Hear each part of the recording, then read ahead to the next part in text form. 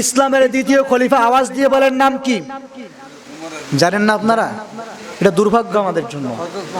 ইসলামের দ্বিতীয় খলিফা হযরত ওমর ফারুক রাদিয়াল্লাহু তাআলা আনহুর জমানা, তেনার শাসনামলে তিনি যখন কুরআন কারীম দিয়ে রাজত্ব কায়েম করতেছিল, পৃথিবীর দিকে দিকে কুরআন কারীমের বাণীগুলি পৌঁছে যাচ্ছিল, চতুর্দিকে মুসলমানদের কালিমার পতাকা উঠতেছিল, জয়গান চলতেছিল।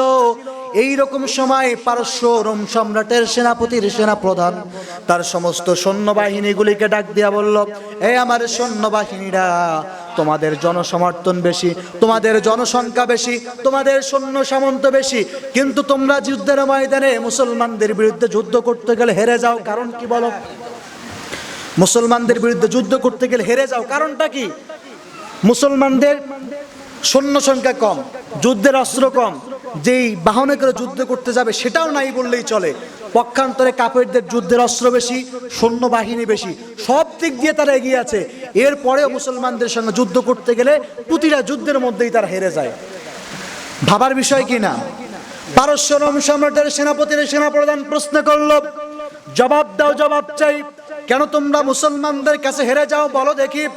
প্রিয় ভাইয়েরা আমার, পারস্য রোম সম্রাটের সেনাপতির সেনাপ্রধান প্রশ্ন করার পরে সমস্ত সেনাবাহিনীরা চুপ হয়ে আছে, সেনাপতিরা চুপ হয়ে আছে। একজন বৃদ্ধ হাত তুলে বলল, ও রোম সম্রাটের সেনাপতির সেনাপ্রধান, আপনি যদি আমাকে অনুমতি দেন, পারমিশন দেন, তাহলে মুসলমানদের বিজয়ের কারণ আমি আপনাকে বলতে চাই। এবারে অনুমতি দেওয়া হলো যে মুসলমানরা কেন প্রতিটি যুদ্ধের মধ্যে বিজয় লাভ করে বলো। শুনতে চান? প্রিয় ভাইয়েরা আমার, এবারে ওই বৃদ্ধ সৈন্য ডাক দিয়ে বলছে, ও রোম সম্রাটের সেনাপতির সেনাপ্রধান, শুনো, মুসলমানরা প্রতিটা যুদ্ধের মধ্যে পরাজিত হয় না, যুদ্ধে জয়লাভ করে আসে। কারণটা কি শুনো।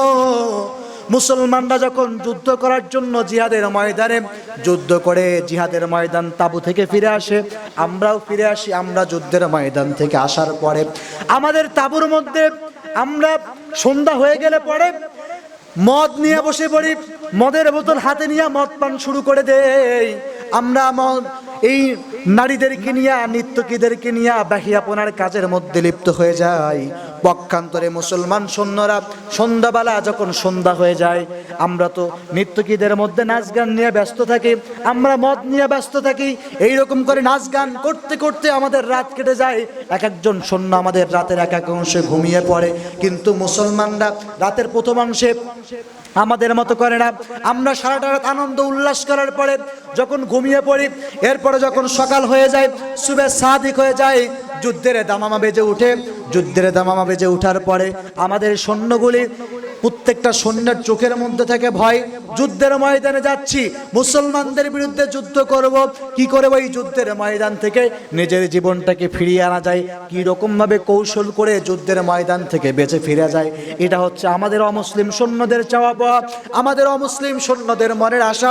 কিন্তু পক্ষান্তরে মুসলমান সৈন্যগুলি যখন সারাদিন যুদ্ধ করার পরে সন্ধ্যা হয়ে যায়, সন্ধ্যা হয়ে গেলে মুসলমানের সৈন্যগুলি তাঁবুতে ফিরে আসার পরে রাতের প্রথম অংশের মধ্যে ঘুমিয়ে পড়ে। এরপরে যখন প্রথম অংশটা পেরিয়ে যাওয়ার পরে রাতের শেষ অংশ চলে আসে, সুবে সাদি খাওয়ার পূর্বে রাতের শেষ অংশের মধ্যে মুসলমানের সৈন্যগুলি এক এক করে ঘুম থেকে উঠে যায়। মুসলমানের সৈন্যগুলি এক এক করে ঘুম থেকে উঠার পরে তারা তাহাজ্জুদের নামাজের জন্য রেডি হয়ে যায়, উজু করে যায়, নামাজ হাতে নিয়ে তাহাজ্জুদের নামাজে দাঁড়িয়ে পড়ে।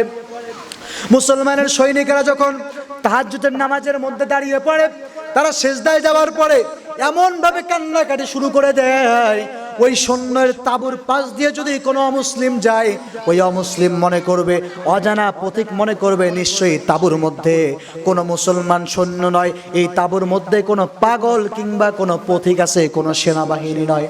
মুসলমানরা এরকম করে কান্নাকাটি শুরু করে দেয়।